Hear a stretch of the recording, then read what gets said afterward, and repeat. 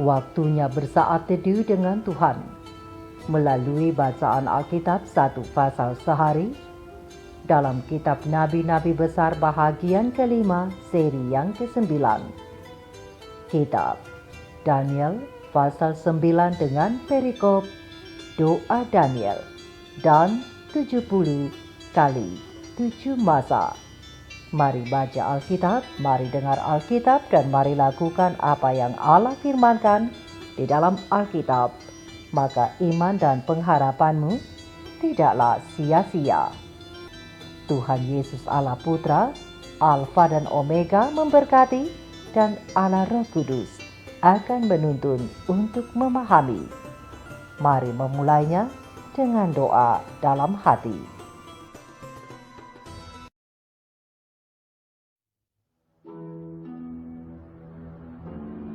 Pada tahun pertama pemerintahan Darius, anak Ahasiweros, dari keturunan orang Media yang telah menjadi raja atas kerajaan orang Kasdim.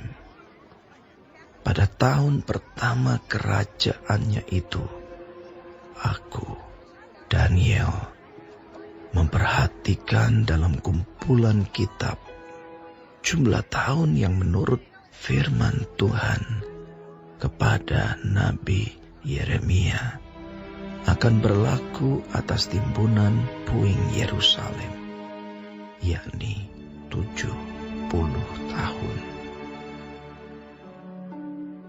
Lalu aku mengarahkan mukaku kepada Tuhan Allah untuk berdoa dan bermohon sambil berpuasa dan mengenakan kain kabung serta abu. Maka aku memohon kepada Tuhan Allahku dan mengaku dosaku demikian. Tuhan, Allah yang maha besar dan dahsyat, yang memegang perjanjian dan kasih setia terhadap mereka yang mengasihi Engkau, serta berpegang pada perintah-Mu. Kami telah berbuat dosa dan salah. Kami telah berlaku fasik dan telah memberontak. Kami telah menyimpang dari perintah dan peraturan-Mu.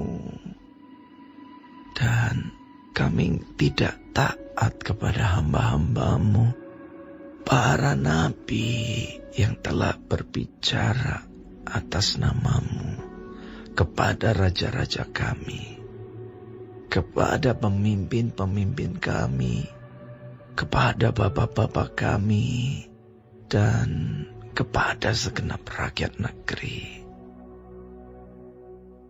Ya Tuhan, Engkaulah yang benar, tetapi patutlah kami malu seperti pada hari ini.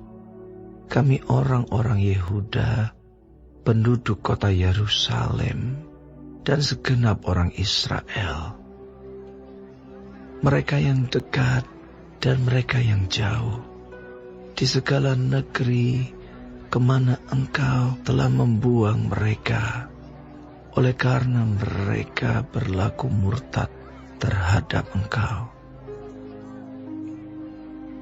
Ya Tuhan, kami, raja-raja kami, pemimpin-pemimpin kami, dan bapak-bapak kami patutlah malu, sebab kami telah berbuat dosa terhadap Engkau.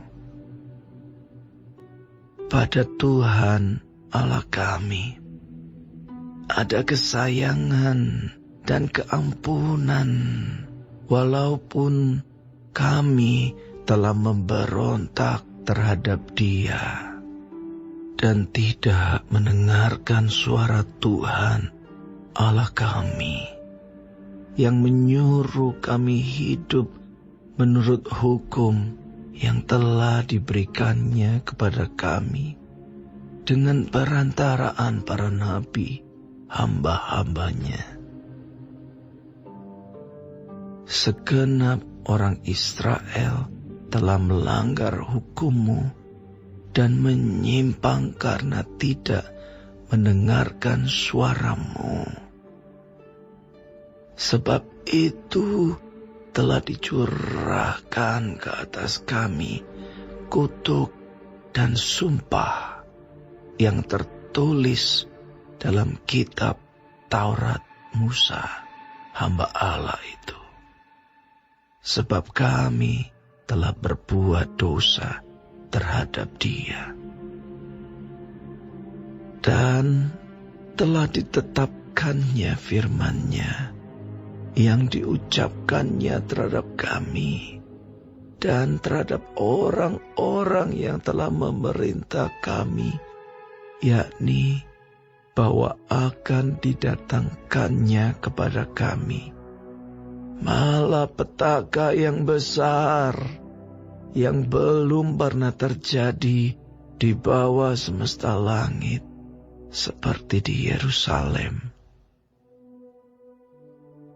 Seperti yang tertulis dalam kitab Taurat Musa, segala malapetaka ini telah menimpa kami, dan kami tidak memohon belas kasihan Tuhan Allah kami dengan berbalik dari segala kesalahan kami dan memperhatikan kebenaran yang daripada-Mu. Sebab itu Tuhan bersiap dengan malapetaka itu dan mendatangkannya kepada kami. Karena Tuhan Allah kami adalah adil dalam segala perbuatan yang dilakukannya. Tetapi kami tidak mendengarkan suara-Nya. Oleh sebab itu, ya Tuhan, Allah kami, yang telah membawa umat-Mu keluar dari tanah Mesir dengan tangan yang kuat dan memasyurkan nama-Mu seperti pada hari ini.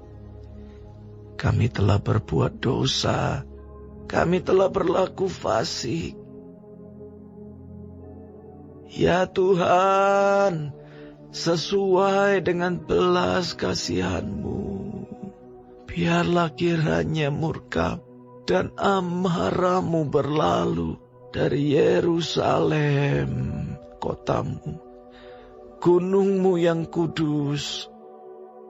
Sebab oleh karena dosa kami dan oleh karena kesalahan nenek moyang kami, maka Yerusalem dan umat-Mu telah menjadi celah bagi semua orang yang di sekeliling kami.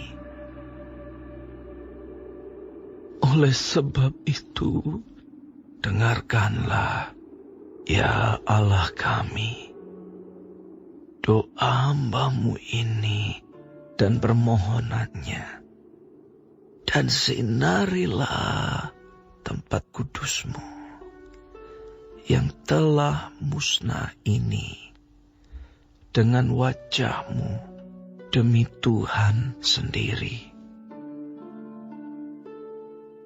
Ya Allahku, arahkanlah telinga-Mu dan dengarlah. Bukalah mata-Mu dan lihatlah kebinasaan kami dan kota yang disebut dengan nama-Mu. Sebab kami menyampaikan doa permohonan kami ke hadapan-Mu, bukan berdasarkan jasa-jasa kami, tetapi berdasarkan kasih sayang-Mu yang berlimpah-limpah. Ya Tuhan, dengarlah. Ya Tuhan, ampunilah. Ya Tuhan, perhatikanlah dan bertindaklah dengan tidak bertangguh, oleh karena Engkau sendiri Allahku, sebab kotamu dan umatmu disebut dengan namamu. Sementara aku berbicara dan berdoa dan mengaku dosaku dan dosa bangsaku, bangsa Israel, dan menyampaikan ke hadapan Tuhan Allahku permohonanku bagi gunung kudus Allahku. Sementara aku berbicara dalam doa, terbanglah dengan cepat ke arahku Gabriel. Dia yang telah kulihat dalam penglihatan yang dahulu itu, pada waktu persembahan korban petang hari. Lalu ia mengajari aku dan berbicara dengan aku. Daniel, sekarang aku datang untuk memberi akal budi kepadamu, untuk mengerti. Ketika engkau mulai menyampaikan permohonan, keluarlah suatu firman. Maka aku datang untuk memberitahukannya kepadamu, sebab engkau sangat dikasihi. Jadi camkanlah firman itu, dan perhatikanlah penglihatan itu.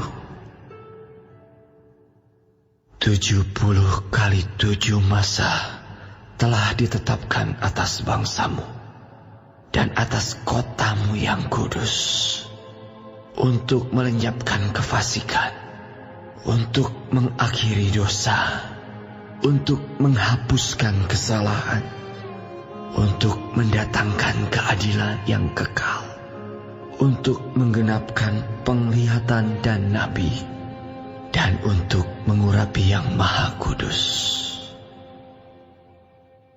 Maka ketahuilah dan pahamilah, dari saat firman itu keluar, yakni bahwa Yerusalem akan dipulihkan dan dibangun kembali, sampai pada kedatangan seorang yang diurapi, seorang raja, ada 7 kali 7 masa, dan 62 kali 7 masa lamanya. Kota itu akan dibangun kembali dengan tanah lapang dan paritnya, tetapi di tengah-tengah kesulitan. Sesudah ke-62 kali 7 masa itu, akan disingkirkan seorang yang telah diurapi, padahal tidak ada salahnya apa-apa. Maka datanglah rakyat seorang raja, memusnahkan kota dan tempat kudus itu. Tetapi raja itu akan menemui ajalnya dalam air bah. Dan sampai pada akhir zaman, akan ada peperangan dan pemusnahan, seperti yang telah ditetapkan. Raja itu akan membuat perjanjian itu menjadi berat bagi banyak orang selama 1 kali 7 masa. Pada pertengahan 7 masa itu, ia akan menghentikan korban sembelihan dan korban santapan. Dan di atas sayap kekejian akan datang yang membinasakan, sampai pemusnahan yang telah ditetapkan menimpa yang membinasakan itu.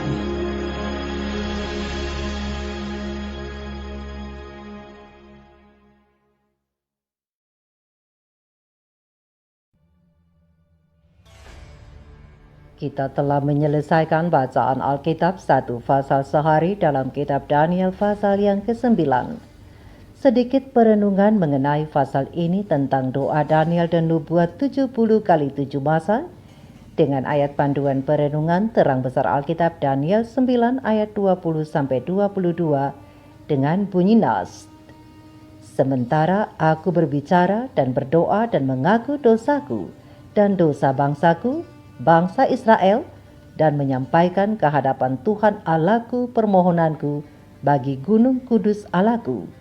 Sementara aku berbicara dalam doa, terbanglah dengan cepat ke arahku Gabriel, dia yang telah kulihat dalam penglihatan yang dahulu itu pada waktu persembahan korban petang hari. Lalu ia mengajari aku dan berbicara dengan aku, Daniel, sekarang aku datang untuk memberi akal budi kepadamu untuk mengerti. Sahabat-sahabat firman, sahabat-sahabat surgawi yang dikasihi oleh Tuhan di mana saja Anda berada, dalam pasal yang ke-9 kitab Daniel tercatat bahwa pada tahun pertama pemerintahan Raja Darius dari Media, Daniel mencari jawaban untuk ayat 14 dari pasal 8 dan teka-teki tentang tempat kudus yang harus dibersihkan atau dipulihkan. Meskipun malaikat Gabriel tidak memberinya jawaban, Daniel tidak putus asa. Ia mencari jawabannya pada tulisan Yeremia agar memperoleh petunjuk tentang tempat kudus yang mana dimaksud. Daniel pun memutuskan untuk memeriksa kumpulan kitab itu seturut jumlah tahun menurut firman Tuhan kepada hambanya Nabi Yeremia dan bertanya-tanya apakah pembersihan tempat kudus yang dimaksud berhubungan dengan akhir dari 70 tahun seperti yang dikatakan oleh Nabi yang terdahulu itu.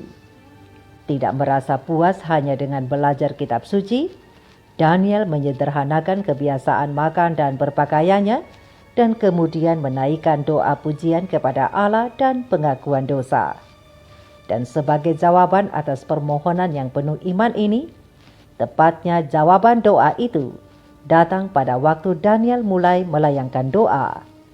Dan sementara ia berbicara dan berdoa, malaikat Gabriel terbang dengan cepat untuk datang membawa jawaban doa kepadanya. Tapi malaikat itu tidak hanya menjawab pertanyaan Daniel tentang 2300 hari dan tempat kudus, tetapi malaikat Gabriel juga menambahkan rincian yang lengkap tentang waktu kedatangan Yesus Kristus yang pertama, lalu kematiannya, kebangkitannya, dilanjutkan dengan pekerjaan keimamatan Kristus di bait suci sorgawi, kemudian kedatangan yang kedua, dan hari penghakiman yang oleh penyelidikan dari penyelidik kitab suci diketahui sebagai urutan nubuatan 70 kali 7 masa, yaitu 7 kali 7 masa, 62 kali 7 masa, dan 1 kali 7 masa. Sahabat-sahabat firman, sahabat-sahabatku, bukankah Tuhan itu luar biasa? Di awal pasal 9, kita hanya melihat Nabi Daniel sebagai nabi yang begitu frustasi dan merasa tidak mengerti apa-apa. Tetapi bersama dengan Nabi Daniel, kita mengakhiri pasal 9 kitab Daniel dengan satu sensasi yang luar biasa, yaitu kita mengetahui bahwa kita sudah berada di jalur utama dari nubuat besar. Sahabat-sahabat firman, sahabat-sahabatku, untuk dapat memahami maksud Tuhan, Nabi Daniel belajar kitab suci dengan rajin dan tekun. Dan tidak sampai di situ, ia melanjutkannya dengan berdoa dan berpuasa. Dan oleh karena pencarian yang dilakukannya dengan sungguh-sungguh, maka jawaban diberikan kepadanya. Bahkan Alkitab katakan sementara doanya dilayangkan, Tuhan mengutus malaikatnya, malaikat Gabriel, untuk membawa jawaban doa atas hal-hal yang belum diketahui dan belum difahami oleh Nabi Daniel. Untuk doa Daniel ini, pena ilham ilahi roh nubuat para nabi dan raja, halaman 323 alinea kedua mengatakan bahwa sorga menyendengkan telinga begitu dekat untuk mendengar permohonan yang sungguh-sungguh dari nabi itu. Bahkan sebelum ia selesai dengan permohonannya yang meminta pengampunan dan pemulihan, Gabriel yang dahsyat itu kembali muncul padanya dan meminta perhatian nabi itu kepada hayal yang telah dilihatnya sebelum kejatuhan Babel dan kematian Belsasar. Kemudian malaikat itu menerangkan kepadanya secara terperinci tentang 7 kali 7 masa dan 62 kali 7 masa yang akan dimulai pada saat firman itu keluar, yakni bahwa Yerusalem akan dipulihkan dan dibangun kembali sampai kedatangan seorang yang diurapi, seorang raja. Lihat ayat yang ke-25 Daniel pasal 9. Siapakah dia yang diurapi dan seorang raja? Ya, dia adalah Yesus Kristus, Sang Mesias. Dan bagi kita semua yang sedang menunggu kegenapan utama dari nubuat besar, yaitu berakhirnya pekerjaan pemulihan di bait suci sorgawi dan kedatangan Yesus yang kedua kali pun tergenapilah, maka hendaknya mulai hari ini dan seterusnya, mari kita meniru gaya hidup hamba Tuhan Nabi Daniel yang sangat dikasihi oleh sorga dengan tekun belajar Alkitab, tidak kenal putus asa, tekun berdoa, bahkan menyederhanakan hidup kita dengan berpuasa dan mengenakan kain kabung. Berpuasa, mengenakan kain kabung? Ya, namun berpuasa dan kain kabung yang dimaksud lebih mengarah kepada penyesalan akan sifat-sifat duniawi kita yang penuh dengan dosa, yang selalu mendukakan hati Tuhan. Tinggalkan itu dan tanggalkan itu. Dan jika itu semuanya kita lakukan, maka niscaya Tuhan akan menolong kita untuk memahami hal-hal lain yang belum bisa kita pahami dan belum bisa kita mengerti sehubungan dengan akhir zaman ini. Namun ini hanya bisa diperoleh apabila hubungan kita dengan Tuhan dekat dan intim, seperti kata firman-Nya. Tuhan bergaul karib dengan orang yang takut akan Dia dan perjanjiannya diberitahukannya kepada mereka. Terang besar Alkitab, Mazmur 25 ayat 14. Pena Ilham Ilahi Roh Nubuat The Review and Herald 9 Februari tahun 1897 yang dicatat dalam komentar Alkitab SDA Bible Commentary volume 4 halaman 1172 alinea ketiga mengatakan bahwa teladan Daniel tentang doa dan pengakuan diberikan untuk menginstruksikan dan mendorong kita. Karena selama hampir 70 tahun Israel telah ditawan. Tanah yang dipilih Tuhan untuk kepemilikannya sendiri telah diserahkan ke tangan orang-orang kafir. Kota yang dicintai, penerima terang sorga yang dulu merupakan kegembiraan seluruh bumi, sekarang dibenci dan direndahkan. Bait suci yang berisi tabut perjanjian Tuhan dan kerup kemuliaan yang menutupi tahta belas kasihan, kini menjadi reruntuhan. Tempat kudus itu telah dinodai oleh kaki yang tidak suci. Orang-orang setia yang mengetahui kemuliaan sebelumnya dipenuhi dengan kesedihan atas kehancuran rumah suci yang telah membedakan Israel sebagai umat pilihan Allah. Dan mereka ini telah menjadi saksi kutukan Tuhan karena dosa umatnya. Mereka telah menjadi saksi penggenapan kata-kata nubuat ini. Mereka juga telah menjadi saksi atas janji nikmat Allah jika Israel mau kembali kepada Tuhan dan berjalan dengan hati-hati di hadapannya. Para peziarah tua yang telah beruban pergi ke Yerusalem untuk berdoa di tengah reruntuhannya. Mereka mencium batunya dan membasahi batu-batunya dengan air mata saat mereka memohon kepada Tuhan untuk mengasihani Sion dan menutupi dia dengan kemuliaan kebenarannya. Daniel tahu bahwa waktu yang ditentukan untuk penawanan Israel hampir berakhir. Tetapi dia tidak merasa bahwa karena Tuhan telah berjanji untuk membebaskan mereka, mereka sendiri tidak memiliki bagian untuk bertindak. Maka dengan berpuasa dan penyesalan mereka mencari Tuhan, mengakui dosa-dosanya sendiri dan juga dosa orang lain. Jadi sahabat-sahabat firman, biarlah kehidupan hamba Tuhan Nabi Daniel menolong kita untuk mengadakan kebangunan dan reformasi rohani agar kita bersedia bagi kedatangan Tuhan Yesus yang kedua kali. Mari kita menyesali akan dosa-dosa kita saling mendoakan satu dengan yang lain, agar dengan demikian hidup kita berkenan di hadapan Tuhan Dan apabila Tuhan Yesus datang pada kali yang kedua, kita boleh menerima kasih karunia Allah, yakni keselamatan. Mari kita renungkan ini bersama. Tuhan Yesus memberkati. Maranatha. Shalom.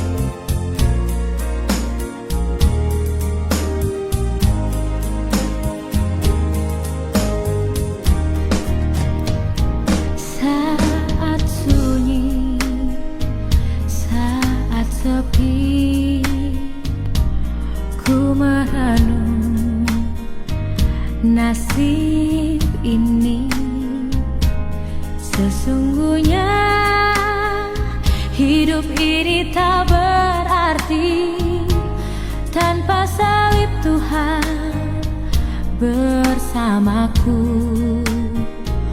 Sungguh aku menyesali akan hidup